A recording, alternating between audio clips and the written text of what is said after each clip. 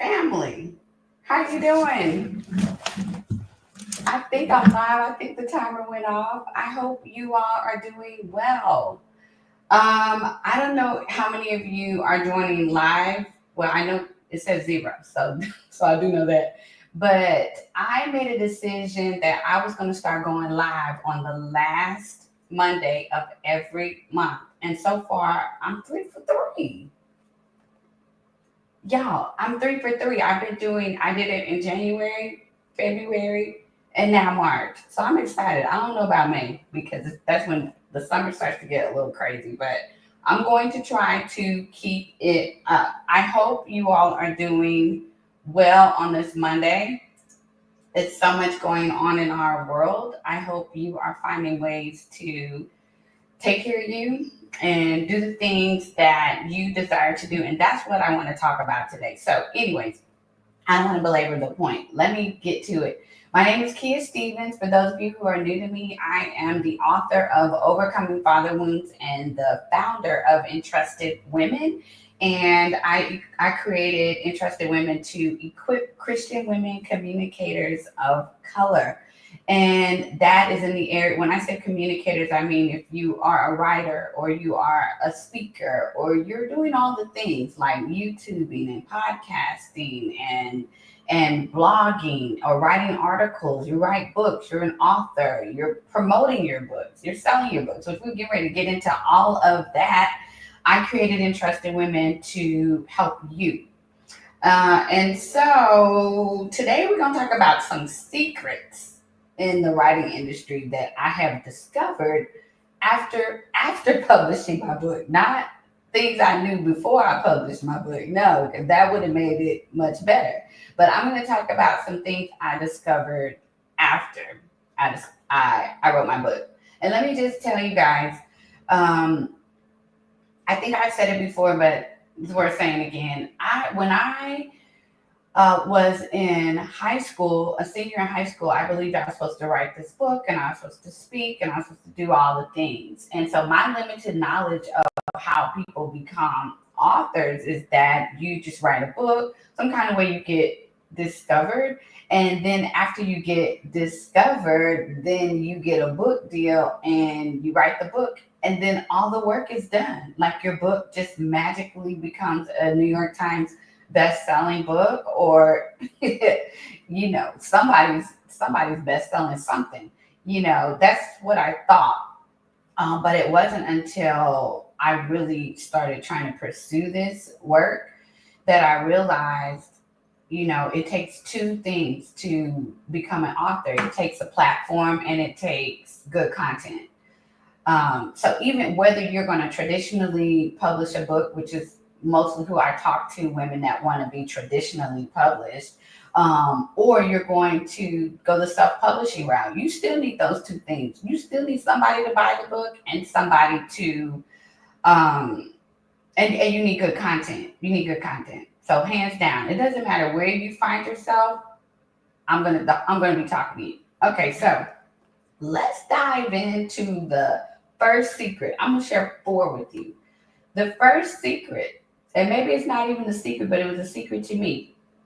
And the reason why it was a secret is because I like to have visions or ideas, or I like to be inspired.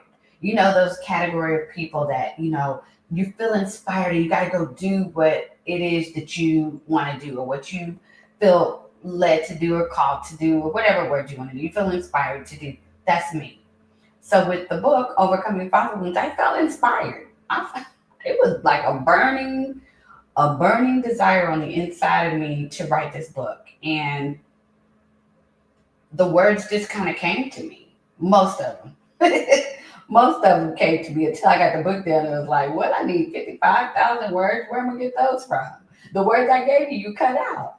That was me. And what I did not know is that there's whole structures for how you write specifically a nonfiction book. Like you could start with the problem and spend the duration of the book trying to unpack what the problem is and maybe look at some of the ways this problem has been solved in the past and in your new problem. Like there is a pathway for and a guide and a structure and a strategy. By the if I had known that, what?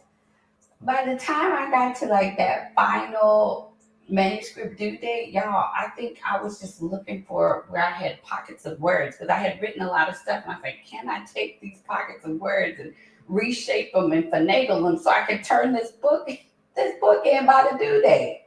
I had no idea that there was structures. There were structures that you could put in place to make the writing process easier, to get there smarter and not harder. I got there harder, but I still got there. Praise God.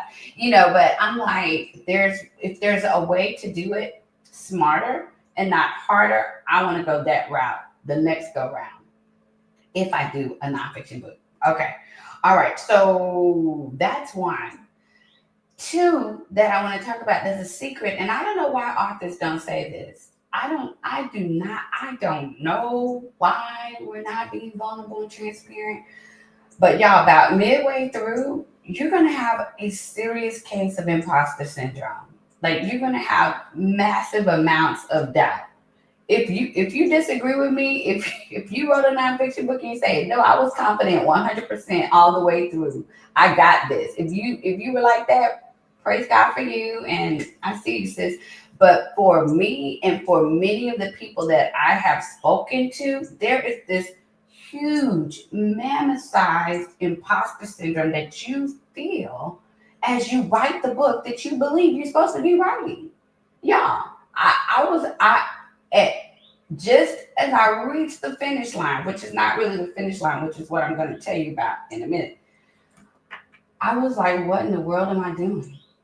I don't think I'm the one. We need to find somebody else to finish this. A ghostwriter, somebody, a friend, a relative. Maybe I need to put an ad out in the newspaper on MSN. I don't know. Because I felt like I wasn't the right person to do it.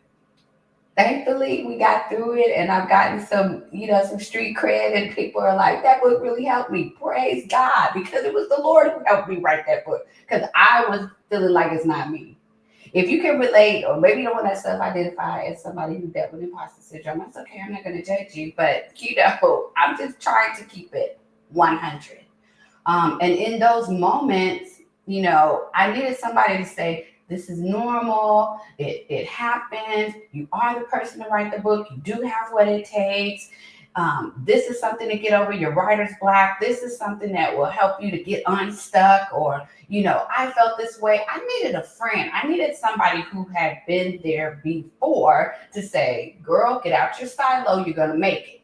Okay? I'm going somewhere. Stay with me. So I talked about structure. I didn't know about the structure. I didn't know not one thing about structure. I didn't know that imposter syndrome and just feeling like you're not the one to do this work was common. It's common. It wasn't just me. I was thinking it's just me. Okay, number two. I did not know that writing a book is a series of races. A series of races. RACES. Okay? This is what I mean. This is your first race. Your first race is when you decide, I want to get traditionally published. I want to get a literary agent. Okay? That's your first race. Your race to get all your socials in order and get your website in order and write on different places and grow your audience, grow your platform, yada, yada, blah, blah, blah. And go to these conferences and send queries out to literary agents and finally get an agent. Okay, that's race number one. And you're like, oh, I'm tired. Oh my gosh, I'm tired. Okay, congrats to you. You did that. But it's not over, right? So then your second race is to get your book proposal together, right? So you're working with your literary agent to get all the things together, to get your endorsers and your marketing analysis and all your social data and your bio and all these things and potential podcast hosts that will have you on and all the things. And then your sample chapters, you're doing all this stuff to get all that together, okay? And you finally get it together and then you start pitching it out to publishers. Then you get rejected.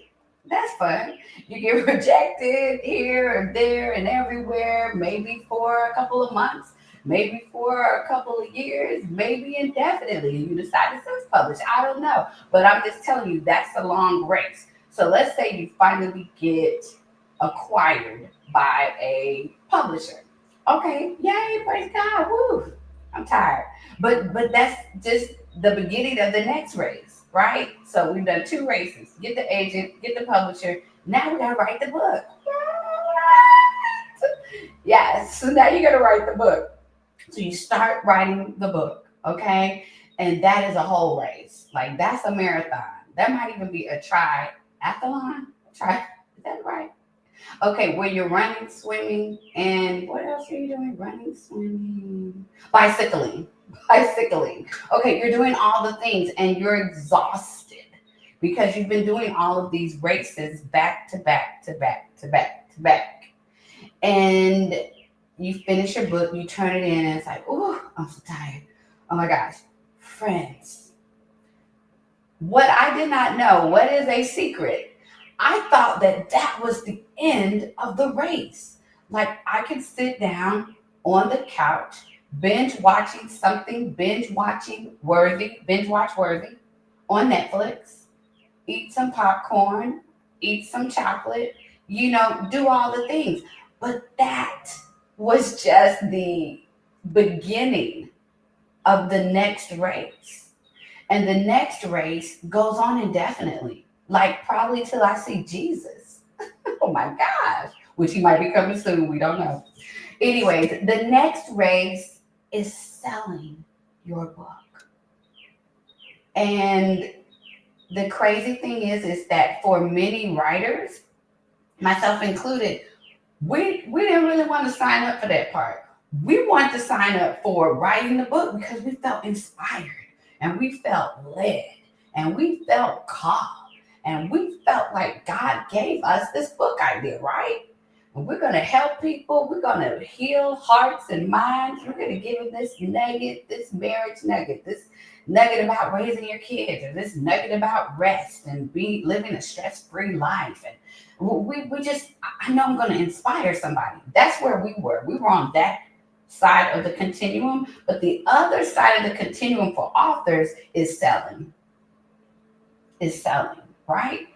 And with selling, there is a whole host of strategies of how to sell without selling, how to sell to your audience, how to sell to strangers, how to sell from the stage, how to sell with the sales funnel, how to sell with the freebie, how to, y'all, it's like a whole other education that you will need or begin to acquire if you want to sell your book. If you want to sell 5 copies to your mama and your daddy and your uncles and your cousins, okay, let's say 25.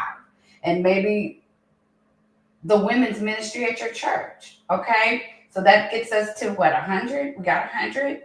And maybe at the family reunion, they have a book table at the banquet for the authors in the family. So we're at 150 if everybody comes to the family reunion that year. And maybe some of our coworkers, right? And then maybe, I don't know, who else? Maybe we're setting up next to the little brownie, the little Girl Scout, the little Girl Scout at Sam's Club. I'm just making that up. But what I'm saying is we need a strategy for how we are going to sell our book. Not just 1 year, but multiple years. We are still selling this book like it doesn't die. And one thing that was shared with me in an interview that shocked me, I was in an interview with Sandra Dalton Smith. Hey girl, if you see this, hey. She said to me, most authors do not sell back their cash advance or do not earn back their cash advance. What this means, if you are saying, I don't know what this means, it means when you get acquired by a publisher, they hand you a check, you sign your rights away to your book, so to speak, and then the rest of your selling is about trying to sell back the money that they gave you, in expectation that this is what your book will earn. So you spend your time trying to sell that back and or earn that back so that eventually you can get royalties. But what was shared with me is that most authors don't get there. It's tight, but it's right. Okay. So that was a secret that I'm now sharing with you if you aspire to write a nonfiction book. But also a secret is that we need to be both and. Like we need to be writers, great writers, but we also need to be sales women, right? We need to know how to sell the book so that we can potentially get another book deal if we want one, or so that we can earn royalties, right? So we have that little notch on our belt that says I earn back my advance. All right. Okay. So structure is one thing that I just gave you. Imposter syndrome, we are gonna face it, is another thing. There are many races, and many authors do not sell back their advance. So I think I kind of gave you four. And then the last one is a no-brainer. You're gonna need some encouragement. Listen, you sit down at your computer, you write by yourself, but writing is not an island function. Like you need people to say, keep going. You got this. You can do it. You're not crazy. I believe in you. You're supposed to write this book. Keep going. You need, and actually, more specifically, you need other writers. You need other writers that get you and that are like, girl, when I was, and you can do it. I'll hold your hand. I'll pray for you. You got this. You need community. Writing is not an island. We do it by ourselves, but we need support. Friends, trust me. You can go ahead and go out there and try to do it by yourself, and I'll be right over here waiting for you with a hug. Because I'm telling you that writers need community. Period. Hurt. Okay. So what I got for you? Oh, it's three people. Hey, girl. Drop your name in the chat if you would be so bold. I'm so glad you joined me on this Monday morning, that you're not working or in traffic. I'm glad to see you. Listen, if you're saying, I have a desire, I feel called, I feel inspired, I want to write a nonfiction book. If you're saying that, and you're saying, I don't know the structures, the different structures I can choose from. I don't know some of the strategies that I can employ. Is that the right word? Utilize. Hi, Sherry. Hey, girl. If you're saying, I don't know some of the strategies that I could use so that I could work smarter and not harder. If you're saying, I'm dealing with imposter syndrome right now. I am dealing with imposter syndrome right now. And I'm having all the doubts and all the fears and all of the. I got you. If you are saying, I was in the dark. I thought there was only one race, and that one race was to write the book. And then, bada bing, bada bang, I'm done. I didn't realize that there was a race to get the agent, and a race to get the publisher to get acquired, and a race to finish the book, and then a race to sell the book. That is a long game. It's a long game. It's not a short game. It's like from year to year to year, that book is with you. It's kind of like popping out a baby. You pop them out, and it's not like you just can sit up on the sideline and let them raise themselves. That would be a disaster. And it's not like after 18, they're not there no more. They're still there. Some of them might still be in our homes. They might still be on our insurance. They might still be in our car. Okay? So that's how a book is. It's just there. You might as well go and get a book car seat and put the book in it, because the books are going to be with you. Yeah, I make my own jokes. Okay, so the book is with you for the long haul. And then being an author means you got to write well, but you also got to be a saleswoman, right? You got to master the art of selling without seeming like Al at a used car lot. You don't want to be Al, right? You want to be you, okay? But you want to do it strategically, okay? If you're saying I don't know how to sell, I don't even want to sell. I if you're saying I don't even want to know if I want to do the race, okay, I got you. I got you. And finally, if you're saying I need some encouragement, I need community, I need people who get me, who can help me, who can hold my hand, who can get a word through, who can pray for me, whatever, yada yada, blah blah blah. Sis, I got you. I am hosting the Entrusted Women's Writing Retreat, and I'm so excited. I have not hosted an in person event in 6 years, right? Part of that was a pandemic. We had a pandemic and this shut the world down. And part of it just was me not really being ready to venture back out into the world of in person events. It's a risk, y'all.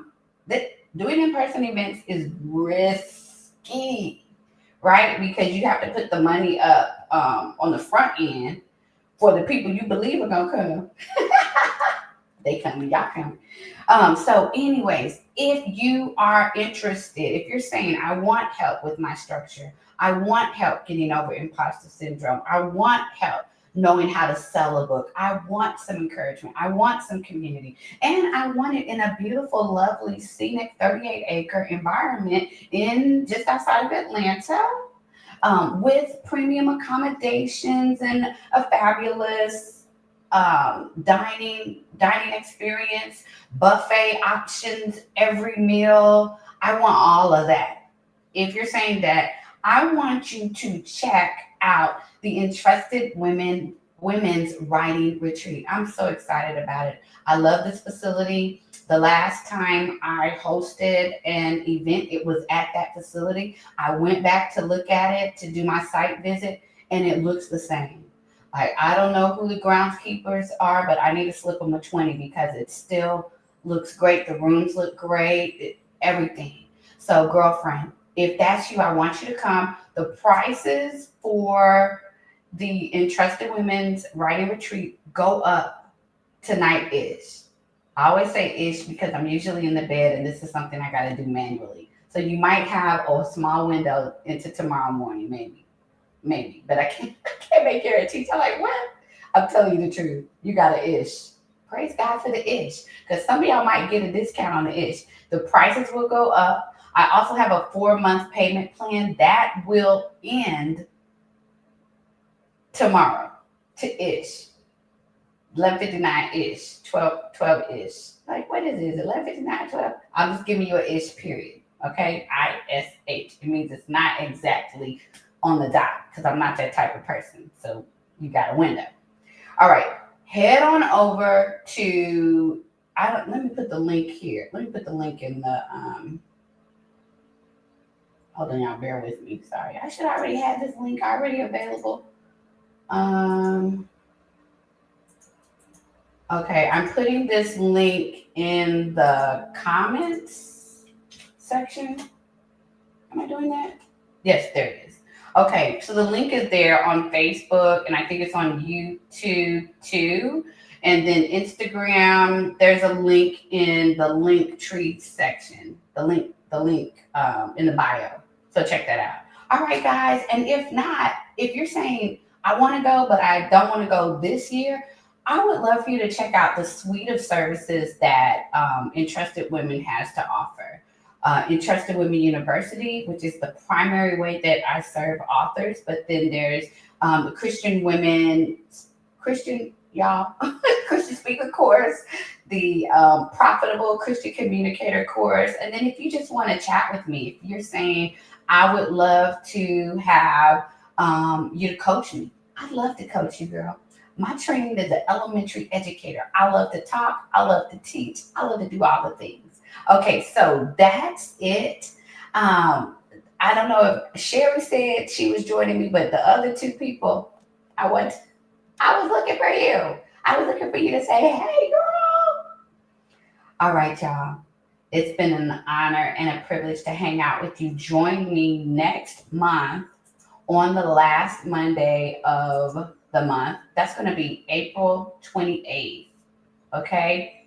So join me again at 9:30. But if you forget, you can sign up on the email list because I am sending out reminders. Okay. Bye.